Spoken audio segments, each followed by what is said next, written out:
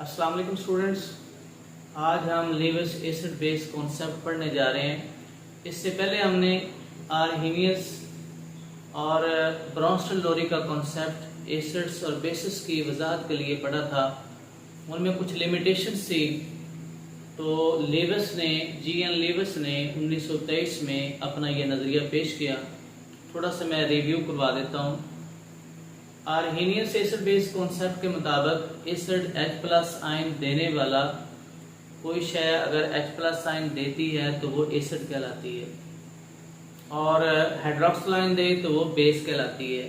ये आर्हीनियस ने कहा था। इसी तरह से ब्रॉन्स्टल-लोरी कॉन्सेप्ट के मुताबिक प्रोटॉन देने वाला एसिड और प्रोटॉन लेने वाला बेस। तो ब्रॉन्स्टल-लोरी ने प्रोटॉन की ट्रांसफर के हवाले से अपना नज़रिया पेश किया। तो आज हम जो नज़रिया स्टडी करने जा रहे हैं वो है लीविस एसिड बेस। ने इलेक्ट्रॉन के बेस पर अपना ये नज़रिया पेश किया। तो लीविस के मुताबिक इलेक्ट्रॉन एक्सेप्टर जो है वो एसिड कहलाता है, और इलेक्ट्रॉन पेयर डोनर वो बेस कहलाता है। अभी हम स्टडी करते हैं डिटेल के साथ।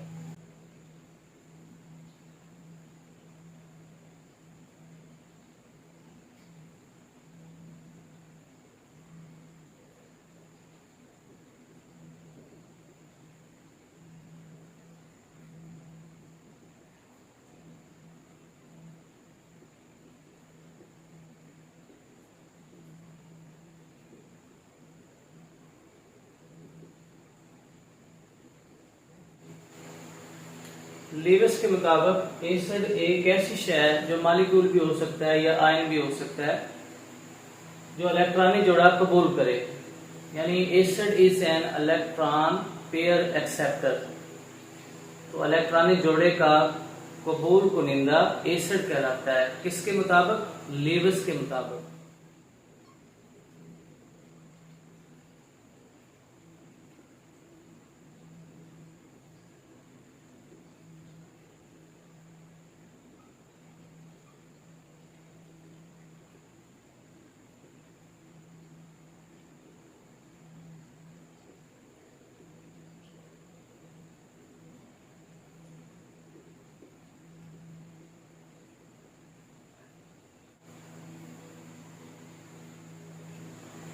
लीविस के मुताबिक बेस एक ऐसी शय है जो इलेक्ट्रॉनिक जोड़े का डोनर हो, यानी इलेक्ट्रॉनिक जोड़ा दे सकता हो।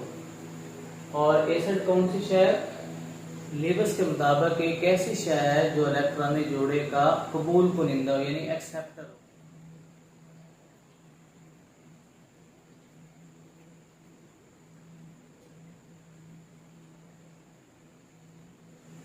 अगर हम इसे समराइज करें तो इस तरह से कि एसिड जो है वो इलेक्ट्रॉन पेयर एक्सेप्टर होता है, और बेस इलेक्ट्रॉन पेयर डोनर। यानी जो इलेक्ट्रॉनिक जोड़ा देने वाला हो वो बेस, और जो इलेक्ट्रॉनिक जोड़ा कबूल करने वाला हो, एक्सेप्ट करने वाला हो, वो एसिड कहलाता है। किसके मुताबिक? लीविस के मुताबिक। अब हम एग्जाम्पल की मदद से इसकी डिटेल पढ़ेंगे।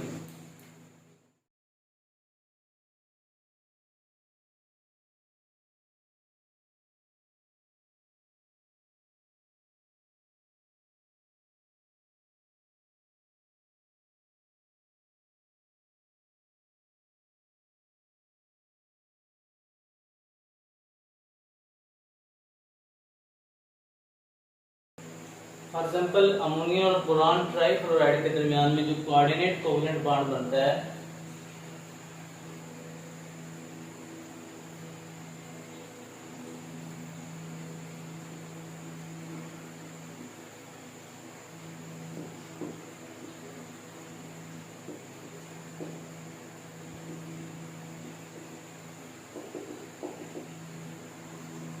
तो वो इस एसिड लीविस एसिड बेस की एक एग्जांपल है।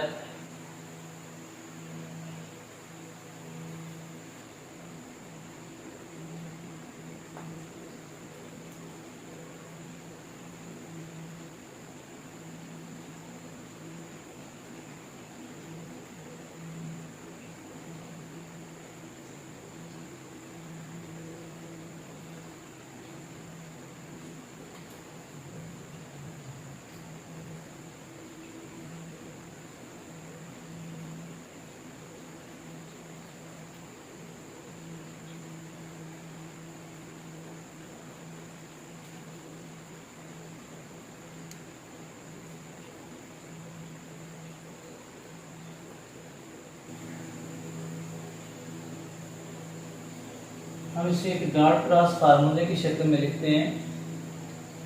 बोरान के वैलेंस शेल में 3 इलेक्ट्रॉन हैं, जबकि क्लोरीन के वैलेंस शेल में 7 इलेक्ट्रॉन हैं। तो बोरान क्लोरीन के साथ 3 कोवलेंट बॉन्ड बनाने के बाद भी इसका जो वैलेंस शेल है वो नामुकम्मल है, क्योंकि इसके पास 3 बॉन्ड पेयर हैं, यानी 6 इलेक्ट्रॉन्स हैं। बॉन्ड बनाने के बाद भी 6 इलेक्ट्रॉन्स हैं।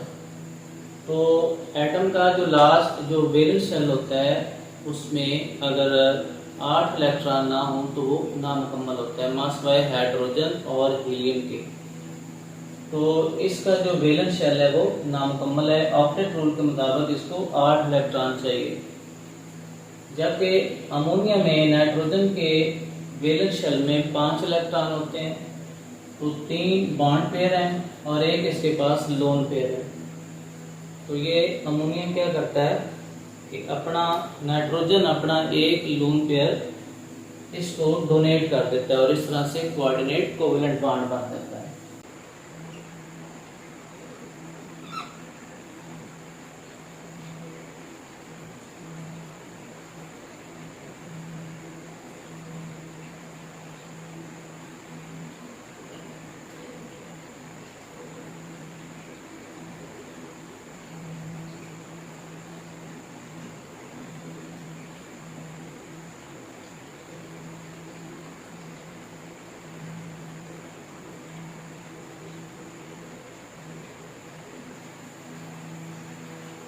तो नाइट्रोजन से एक इलेक्ट्रॉन पेयर बोरान को दे दिया जाता है और इस तरह से इनके दरमियान में कोऑर्डिनेट कोवेलेंट बॉन्ड बन जाता है। तो इसमें आप देखें कि यहाँ पे इस लीविस एसिड बेस कॉन्सेप्ट के मुताबिक इलेक्ट्रॉनिक जोड़ा एक्सेप्ट कौन कर रहा है। तो हमने देखा कि इसमें इलेक्ट्रॉनिक जोड़ा बोरान एक्सेप्ट कर रहा है।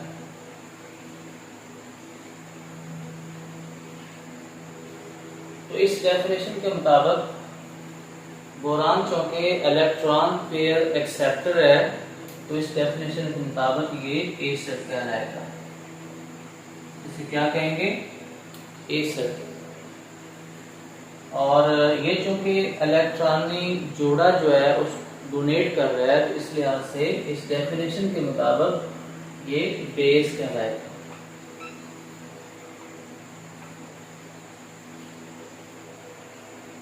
और इनके दरमियान में ये कोऑर्डिनेट कोवेलेंट बॉन्ड बनेगा। ये एक और एग्जांपल कर लेते हैं।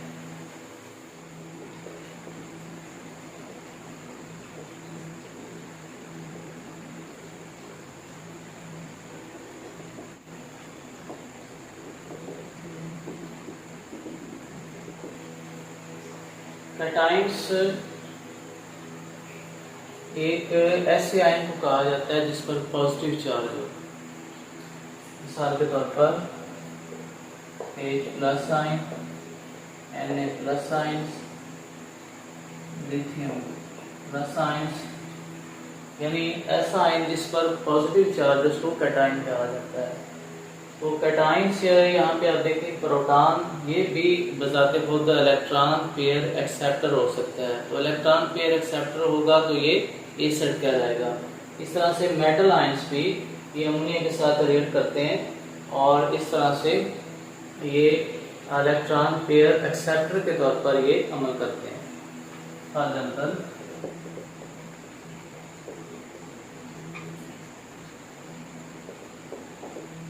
नाइट्रोजन के वैलेंस शेल में 5 इलेक्ट्रॉन होते हैं, जिसमें एक लोन पेयर है।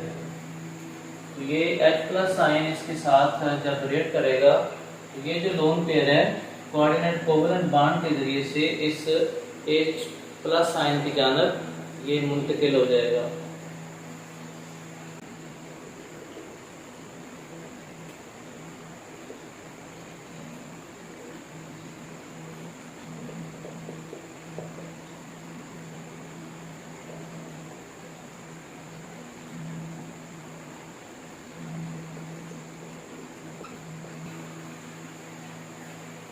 नाइट्रोजन के वैलेंस शेल में 5 इलेक्ट्रॉन में से एक लोन पेयर है और वो लोन पेयर हाइड्रोजन की जानब मुंतकिल होगा, जिसकी वजह से इसके ऊपर as a whole positive charge आ जाएगा। वो पॉजिटिव चार्ज एक्चुअली नाइट्रोजन पर आता है, क्योंकि नाइट्रोजन से जो चार्ज डेंसिटी है जो इलेक्ट्रॉन की, वो स्लाइटली मुंतकिल होगी इसकी जानब हाइड्रोजन की जानब।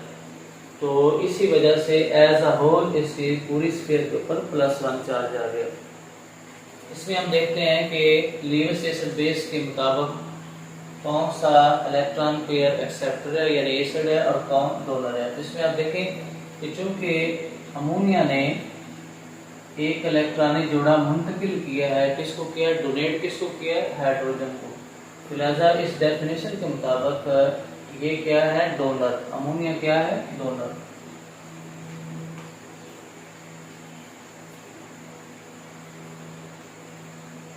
तो इसे हम बेस कहेंगे।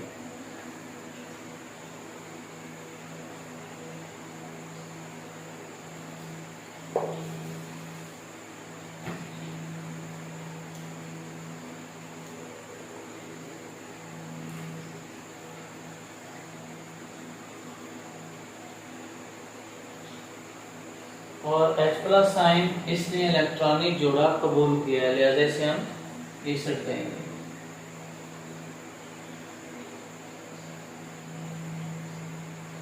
तो इसमें आप देखें कि एसिड और बेस दोनों के रिएक्शन के नतीजे में एक सिंगल प्रोडक्ट बनी है, जिसको अडप्ट कहते हैं, अडप्ट।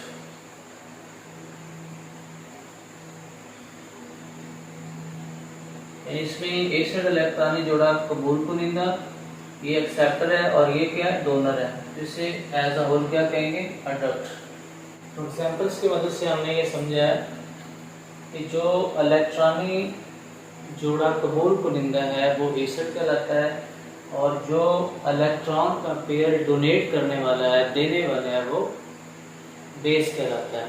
तो इसमें H+ साइन ये एक्सेप्टर है, तो ये एसिड है, और अमोनिया इसमें जो नाइट्रोजन है इसके पास एक लोन पेयर है, अनशेयर्ड पेयर ऑफ इलेक्ट्रॉन्स है, यानी ऐसा इलेक्ट्रॉनिक जोड़ा है जो कि किसी के साथ इसने शेयर नहीं किया।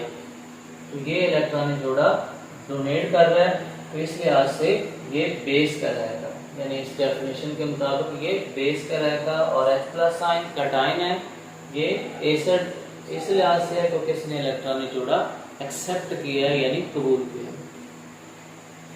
तो ये इनकी प्रोडक्ट जो है वो क्या है, सिंगल है, तो इसको क्या कहते हैं, अडप्ट कहा जाता है। इससे हम रिजल्ट ये एक्स करते हैं कि कोई शय जो अनशेयर्ड पेयर ऑफ इलेक्ट्रॉन्स रखती हो, यानी ऐसा इलेक्ट्रॉनिक जोड़ा जो किसी के साथ शेयर ना हो, जिस तरह ये लोन पेयर है, तो वो लीविस बेस के तौर पर अमल कर सकती है। और कोई शय जिसका जो ऑर्बिटल है, वैलेंस ऑर्बिटल, वो वेकेंट हो, खाली हो, तो वो लीविस एसिड के तौर पर अमल कर सकता है।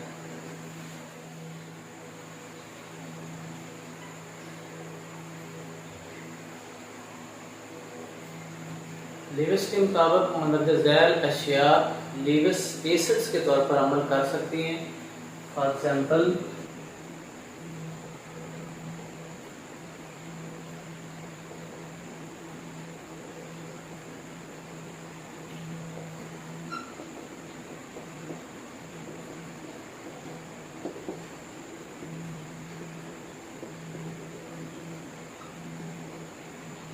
बोरान ट्राइक्लोराइड में जो बोरान मर्कजी एटम है, इसके पास 3 इलेक्ट्रॉन होते हैं वैलेंस शेल में, जबकि 3 इलेक्ट्रॉनों का ये इश्तराक करता है फ्लोरीन के साथ। तो टोटल 6 इलेक्ट्रॉन हो गए। 6 इलेक्ट्रॉन ऑक्टेट रूल को सेटिस्फाई नहीं कर सकते, यानी वैलेंस शेल तभी मुकम्मल होगा अगर इसके आखिरी शेल में 8 इलेक्ट्रॉन होंगे। तो इसलिए ये इलेक्ट्रॉनिक जोड़ा कबूल कर सकता है, लीविस एसिड के तौर पर अमल कर सकता है। सेम इसी तरह से एल्यूमिनियम, ये भी आखिरी शेल इसका भी नामुकम्मल होता है क्योंकि 3 इलेक्ट्रॉन इसके पास अपने होते हैं और 3 इलेक्ट्रॉनों का जब इश्तराक करता है तो इस तरह इसके पास भी 6 इलेक्ट्रॉन्स होते हैं, तो वो भी नामुकम्मल है। और इस तरह से फेरस क्लोराइड है, इसका भी आखिरी शेल नामुकम्मल है। तो ये इलेक्ट्रॉनिक जोड़ा कबूल कर सकते हैं। जब इलेक्ट्रॉनिक जोड़ा कबूल करेंगे तो ये लीविस एसिड्स के तौर पर अमल कर सकते हैं।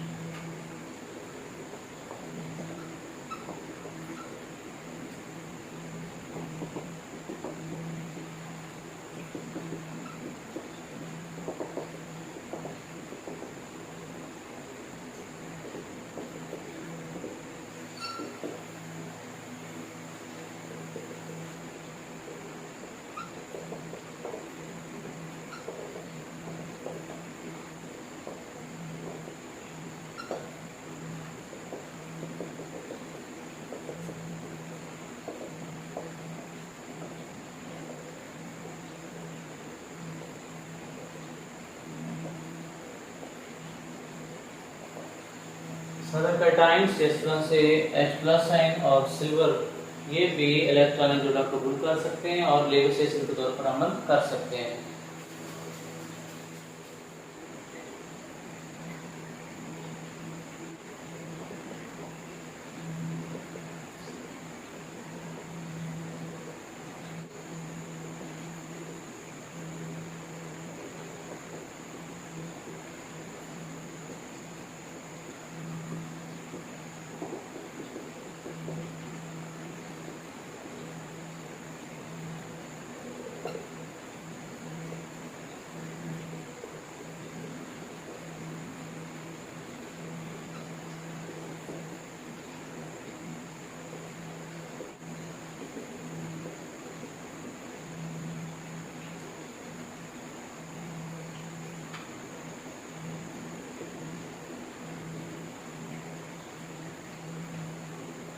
न्यूट्रल अशिया जो कम से कम ये इलेक्ट्रॉन्स का एक लोन पेयर रखती हूँ। लोन पेयर वो होता है जो बॉन्ड बनाने में इस्तेमाल ना हो। अनशेयर्ड पेयर ऑफ इलेक्ट्रॉन्स का लोन पेयर जो बॉन्ड बनाने में इस्तेमाल होता है उसको बॉन्डेड इलेक्ट्रॉन पेयर कहा जाता है या शेयर्ड इलेक्ट्रॉन पेयर। इसमें आप देखेंगे इसमें अल्कोहल में ये ऑक्सीजन के पास 2 लोन पेयर हैं और ये भी लीविस बेस के तौर पर अमल कर सकता है। इसी तरह से अमोनिया में 1 लोन पेयर है तो ये भी डोनेट कर सकता है और डोनेट करने के बाद ये भी लीविस बेस कहलाएगा। इसी तरह से एमीन्स में भी आप देख सकते हैं कि 1 लोन पेयर है तो और ये लीविस बेस के तौर पर अमल कर सकता है।